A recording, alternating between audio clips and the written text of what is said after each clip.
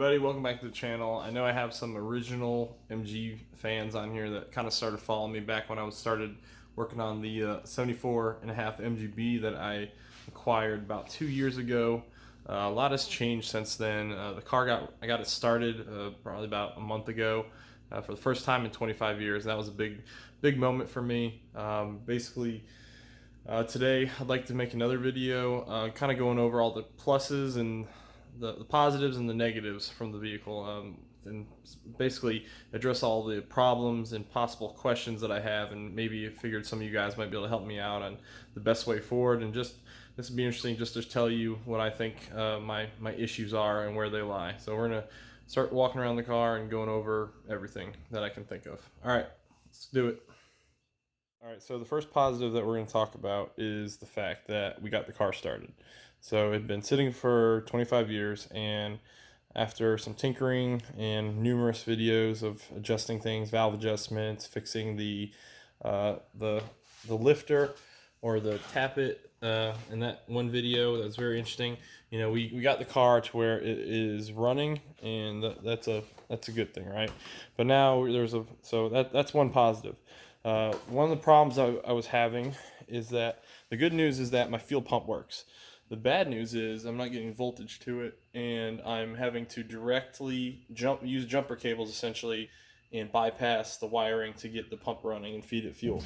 So that's not bad. I mean, I'm not sure what could be causing that. I thought I might have a inertia switch down here, but I didn't see anything. Maybe you guys know where it is and I don't, and maybe I'm just being silly, but I thought it was on the driver's side based on things I was looking at, but I didn't see it, so maybe one of you guys do see it. Since we're down here, the other big project that I have coming up is the floorboards. I've been waiting to get a mask to cut these out, but I might just use one of my cloth masks and call it good.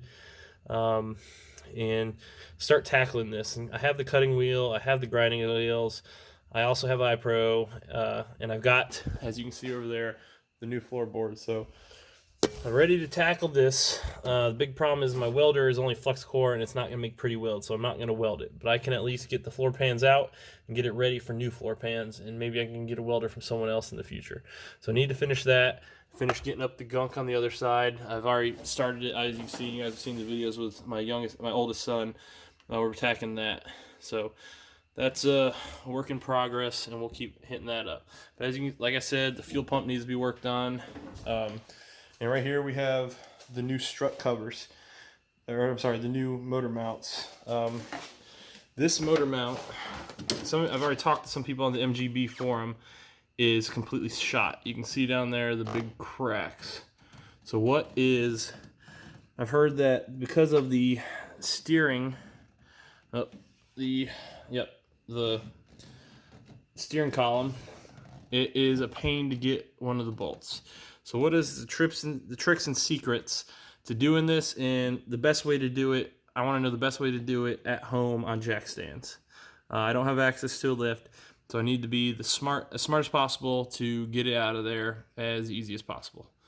Please let me know what you think. This is the driver side again. I have both, so I'll tackle both, but the main one I'm focused on is the driver side. It's shot, and when the car's running and it surges, because it needs to be tuned as well. That's another thing. I've never tuned these cars, but I gotta tune them.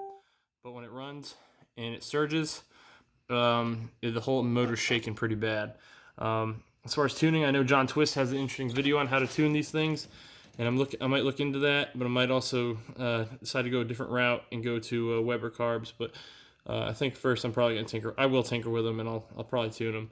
The next big problem is my clutch reservoir was empty. I've got to get somebody or go get a bleeder assembly to basically.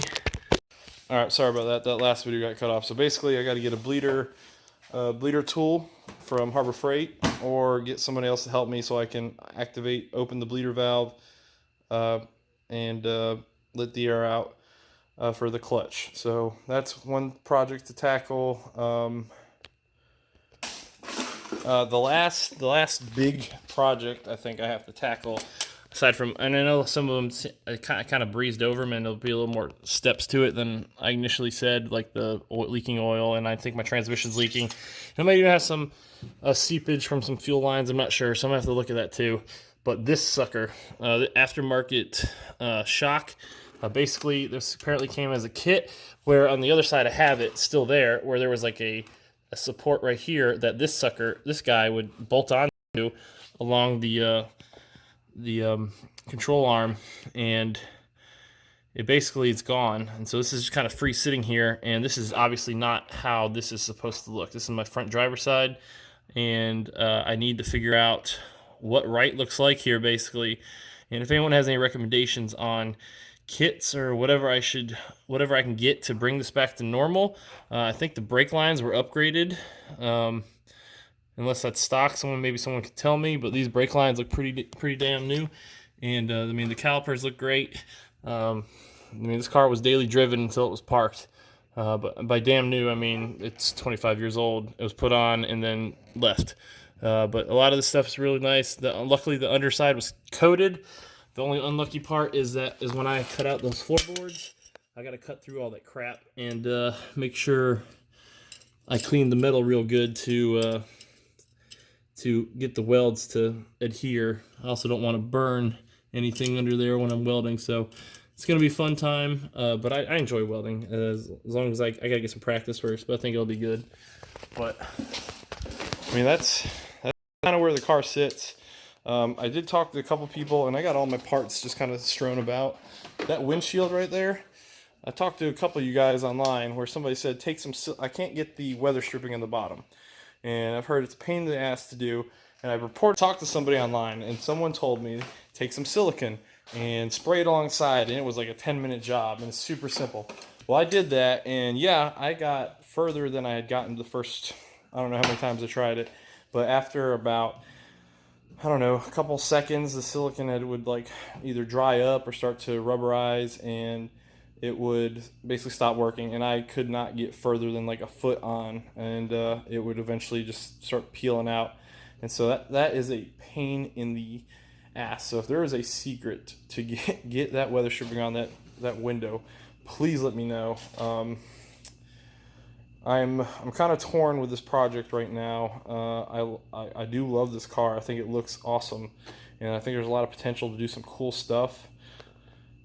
I know a lot of you guys like to keep them pure, and there's a lot of people from every community likes to keep them pretty pure. And if I right now, I'd like to get the car mobile with the motor that's in there. Maybe one day swap out a bigger motor from a wreck of some other vehicle. I was actually thinking there's the 3.7 from the V6 Mustangs from 2011 through 2014. It's a 300 horsepower motor, and I know there'd be a lot of bastardization of the car, but I mean, while I'm cutting out the floor pans, I mean, it wouldn't necessarily be a bad time to start making alterations on the inside to fit a different tranny. I know that would change everything though, as far as like mounting a motor, steering will be a pain to get that around that motor. But I think it could be a wicked project car, and it would just be, I don't know, crazy and a lot of fun. Yep. Another thing I haven't even looked at is the differential. I need to probably check it, make sure the fluid's good. I did try to get the car to go around the block not too long ago after I got it started, but since there was no fluid in the clutch, I obviously didn't go anywhere. So we're gonna keep plugging forward and see where this takes us. If just out of curiosity, I'm wondering what anyone thinks this vehicle would be worth. I'll show you guys some more images of everything I have real quick. So as we talked about, the car has like no rust. I mean, it had been sitting inside for 25 years. The only rust you see was from condensation when I had to stow it outside when I moved to North Carolina. In here, there is rust because the owner had the convertible top and was daily driving it, and eventually there was a hole, and it just caused rust in the floor pans, and that's why he gave me the new floor pans to replace with it. I would say probably 90% of what you need, what is needed for this car to go back to normal. I don't have the interior, but I wasn't planning on I have the seats, I have like the dash components, but I don't have like the door pans or any of the panels or any of that, or even the side windows. So that's a problem.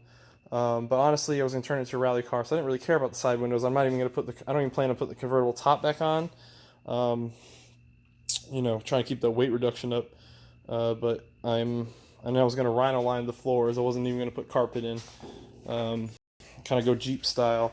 I got 2 sets of bumpers if anyone needs one. And I got a bunch of other random knickknacks and parts here. My manual's here somewhere. I got to find it. But I've got a lot of stuff that are needed. But yeah, tell me what you guys think. I think this might be worth. If you have any advice for any of the problems I addressed, please let me know, and that way I can make some more videos on this car, because I know a lot of you guys have been waiting for me to make these. But I felt stuck since the this virus kind of thing took over. I don't know. I probably it's a good time to work on it, but I've kind of I felt like I've hit a rock. So if you have any ideas on the best way to, I think I'd like to use the motor mount for sure here soon. Please let me know, and then I'll get the bleeder when I can go to Harbor Freight. But appreciate you guys watching. Please like and subscribe. Cat. Good cat. Cat. There's a cat out there. Can you keep me safe from that cat?